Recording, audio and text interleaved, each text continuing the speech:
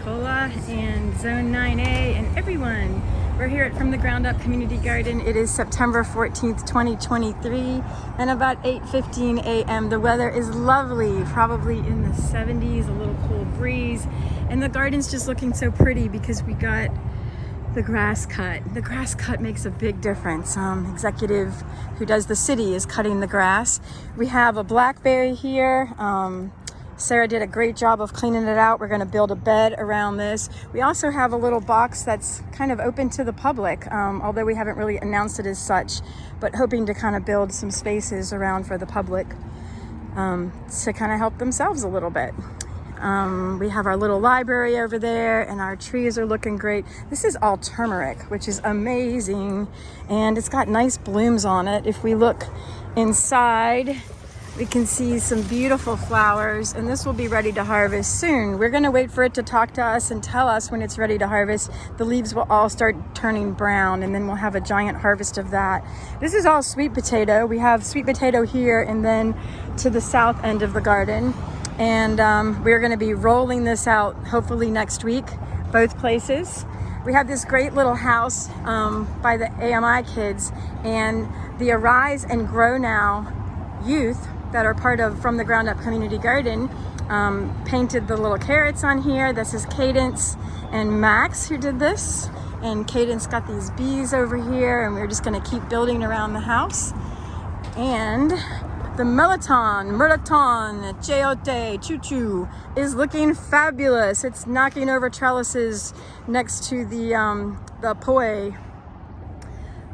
Some of the garden is wild. We're going to be redoing all of these beds, making them a little bit smaller and possibly more, but we're just going to thin them out so we don't have to step in them. And then we're going to clear this space over here so that we can get to our compost area.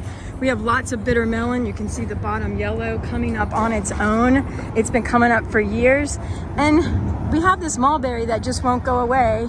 And that's a new one that won't go away. And we're kind of thinking maybe we'll just leave it and it'll give us a little bit of privacy over here.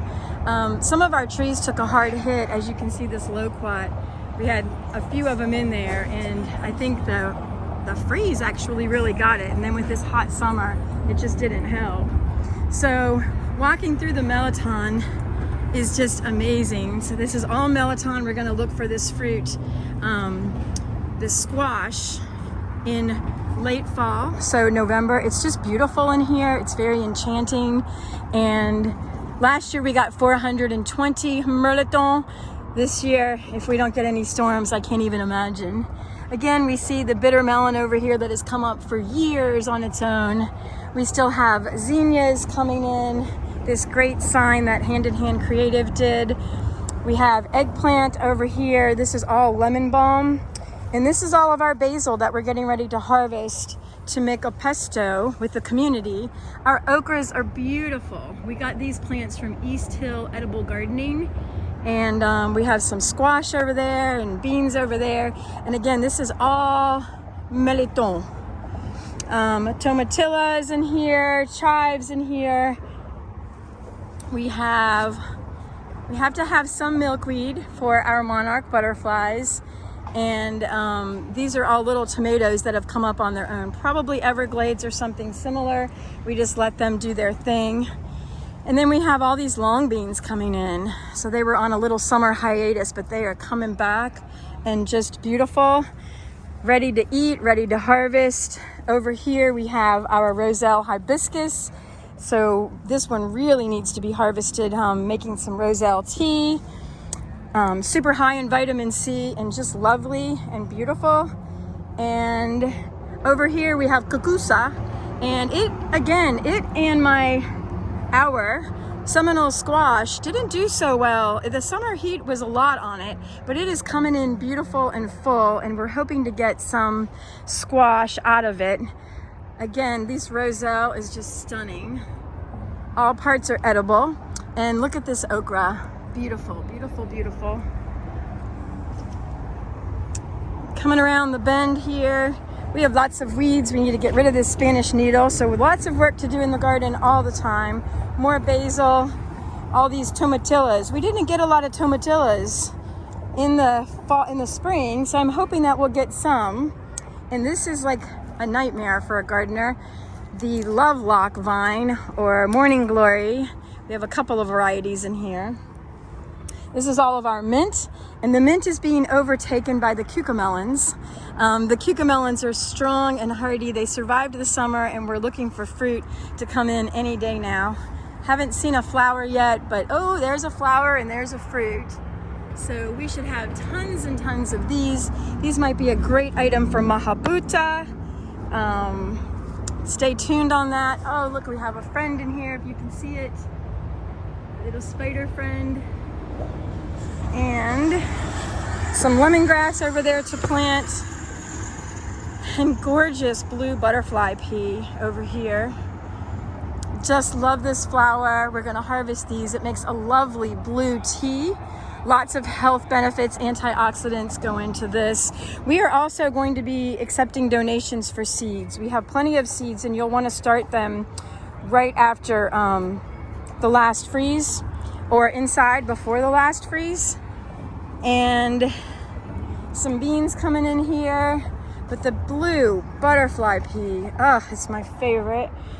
And over here we have some pineapple sage, and obviously more milkweed, some chives, and a little snail there. Friend or foe, I don't know. It's just a lovely walk in the garden. All of our garden beds are gonna be redone. We're gonna use this block and wood method with rebar. We are hoping for a grant to get half of this completed. And then the other side, like I said, we're gonna start on our own. All of this is the cucamelon, and all of this needs to be upgraded. We have had this Malabar spinach in the garden forever. It just keeps coming back. Super great to eat, and it's got that slimy taste, a little bit different than our regular spinaches that I think are gritty. We have some eggplant in here coming in still. And again, it's just kind of wild. We could use a lot of help. If you're interested in helping, we would love to have your help. We've started a few seeds over here, and the bananas are looking great, although I have not yet seen any bunches. Some people say that over here in Zone 9A, we really need to see our bunches coming in by late August at the latest, so that they can avoid the freeze and we can get a harvest. But we'll see how that goes. Always watching. Shiso has been a great kind of cover crop for us. So it comes in really heavy. It's going to start going to seed soon, but there's plenty of shiso available if anybody's interested in shiso. Again, we need to totally deal with all of this love vine and grasses, but we're really hoping to redo the bed soon. So that's why you see the construction. Sugarcane. We've had sugarcane for quite a while. It kind of threw some down and it just took over. Over here we're propagating a little fig. It's kind of cool to see that fig come in. We just cut a branch and put it in some soil. Papayas have come up from our compost because we never planted them. We have about 4 of them. We have one there, one behind the blue butterfly pea, and there and there. And again, it's all bitter melon, or mostly bitter melon. The other is an unwanted weed that we need to eliminate. We have turmeric all over the place. You can see that turmeric over here as well. So we'll be harvesting a lot of turmeric this year. And our compost area over here is coming in. Man, that grass comes in quick. But we have all of our piles. We still need some signs repainted. Of course, there's the Blake Doyle Skate Park right next to us. This is an amazing willow that was part of our monarch area, our preservation area for monarch butterflies, and it just came up on its own, and it is just ginormous.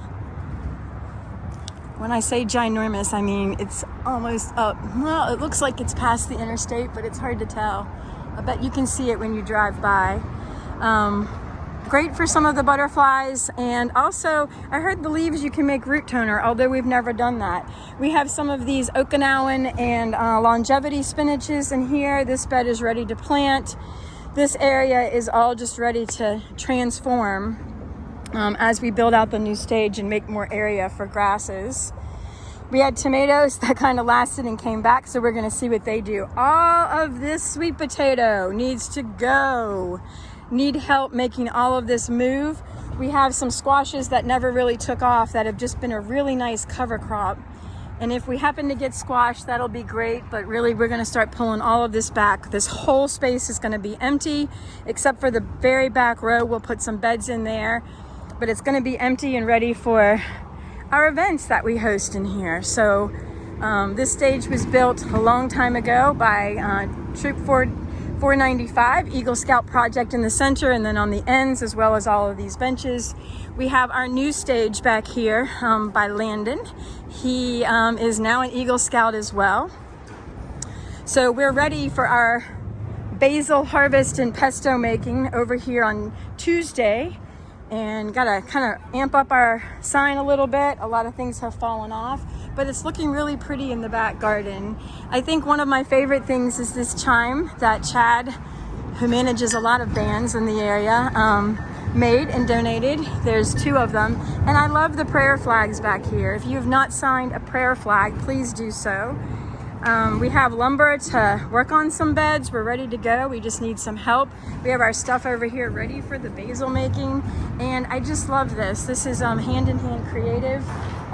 Sarah and Andrew are traveling. They'll be back in town for Fufu Fest for the mural event.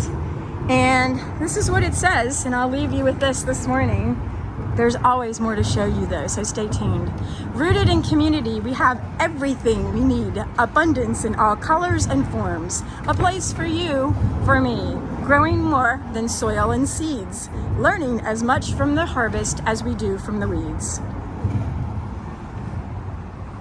Ciao.